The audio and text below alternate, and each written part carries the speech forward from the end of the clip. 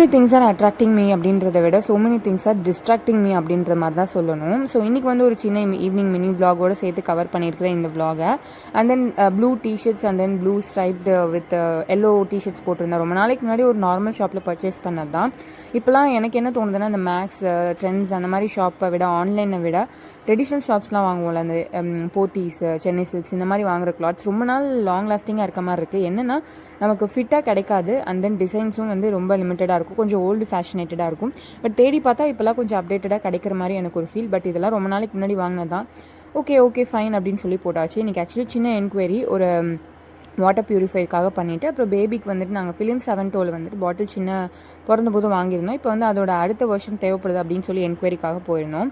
இந்த மாதிரிலாம் ப்ராடக்ட் இருக்கா அப்படிங்கிற மாதிரிலாம் நிறைய ப்ராடக்ட்ஸ் இருக்குது. அதாவது பேபிக்குனே இப்போலாம் எல்லாத்துக்குமே ஆக்சுவலி தனித்தனி ஷாப்ஸ் வந்துருச்சு. முன்னாடிலாம் நான் கேட்டேன் மம்மிக்கிட்ட வந்து, என்ன நீங்கள் எனக்காக வாங்கினீங்க சின்ன வயசுலனா? ஒரு பாட்டில் வாங்கணும், ட்ரெஸ் வாங்கணும், அப்பப்போ போய் எப்போது சின்ன சின்ன பொம்மைகள் வாங்குவோம் அவ்வளோதான் அப்படின்ற மாதிரி சொன்னாங்க. பட் இப்போ பேபிக்கு வந்து நிறைய ஆப்ஷன்ஸ் இருக்குது.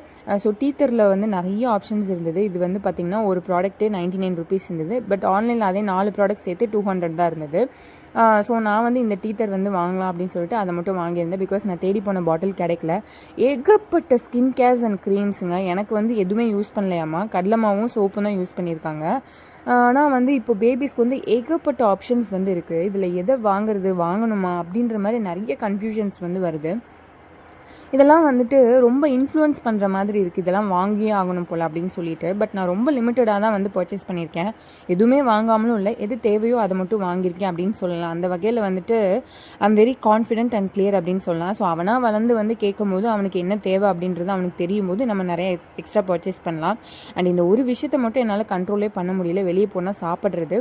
இது வந்து கண்டிப்பாக அன்ஹெல்த்தி, இதெல்லாம் நான் ப்ரொமோட் பண்ணல. பட் என்னோடய கிரேவிங்ஸை வந்து கண்ட்ரோல் பண்ணணும் அப்படின்றதுக்காக. இன்னொன்று என்னென்னா, இன்னும் கொஞ்சம் ஏஜ் ஆச்சுன்னா இந்த மாதிரி வெளியே சாப்பிட முடியாது அப்படின்னு சொல்லி நான் நினைக்கிறேன். ஏன்னா வந்து அப்போ வந்து ஹெல்த் வந்து எந்த அளவுக்கு கரெக்டாக இருக்கும்னு தெரியலை.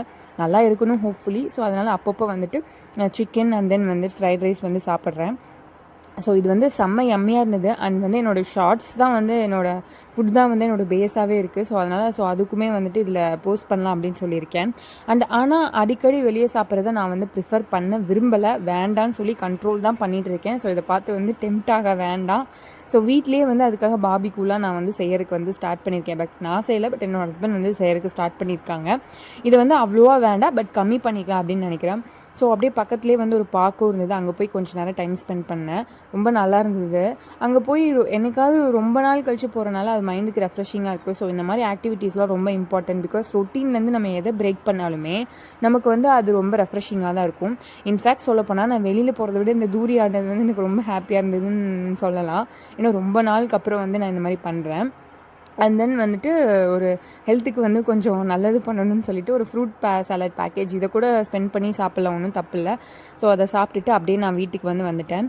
ஸோ விஷயம் என்ன நான் சொல்ல வரேன்னா, so many things are in and around us. But நாம் எதுக்கு வாங்குகிறோம், நம்ம எதுக்கு அட்ராக்ட் ஆகிறோன்றது ஒரு லைட்டாக வந்து நம்ம திங்க் பண்ண வேண்டிய டைம் வந்துருச்சோ. ஸோ அதான் இந்த வீடியோட மோட்டிவ். இந்த வீடியோ பார்த்துட்டு உங்களுக்கு பிடிச்சிருந்தா மட்டும் நீங்கள் சப்ஸ்கிரைப் பண்ணி என்னை ஃபாலோ பண்ணிக்கோங்க. பாய்.